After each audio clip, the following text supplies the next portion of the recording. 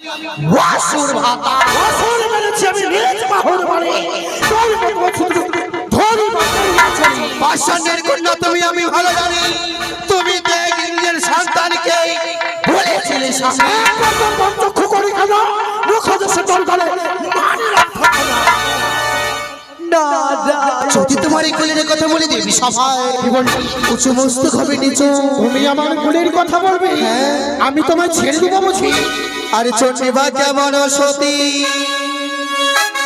তার হলো কিবা গতি রাবণে করিল কলঙ্কি আর রাবণে করিল কলঙ্কি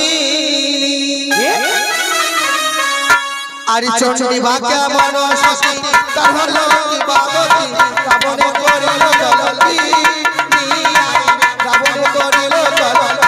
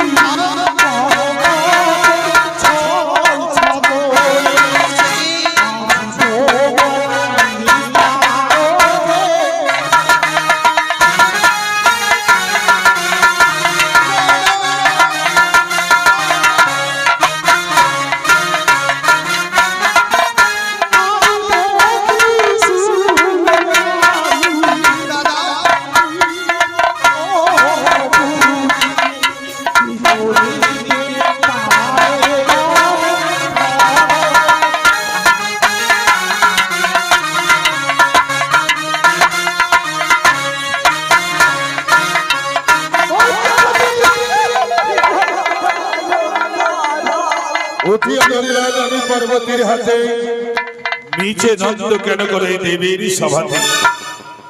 মায়ের ঝিয়ে যদি করিবে এই সভা মাঝে দ্বন্দ্ব, তোমাদের দেখে মর্তবাসীরা কি শিক্ষা পাবে? ছি, ছি, ছি, ছি, ছি। যেমন মা তেমন তার কন্যা মনসারী। পিতা গো, সত্যি তাহলে তুমি বেহুলাকে চিনতে পারছো না, তাই না না? পিতা, বেহুলা, আজই তোমাকে মনসা অস্বীকার করে যাচ্ছে, আর তুমি বলছো তোমার পতিকে পদ্মার কাল সর্পে দংশন করেছে। তাহলে তুমি না হও দুঃখী, এই সভার মধ্যে কে তোমার নাম আছে? সাক্ষী রূপে তাদের তুমি নাম ধরো। সাক্ষী রয়েছে দাদু, সর্বপ্রথম সাক্ষী রয়েছে সে ধর্মরাজ। ধর্মরাজ। আপনি আমার দুঃখের বিবরণ করে খুলে বলুন। বেশ, বসেন আপনারা বসেন, এখনো দেবসভার কাজ বাকি আছে, বসেন।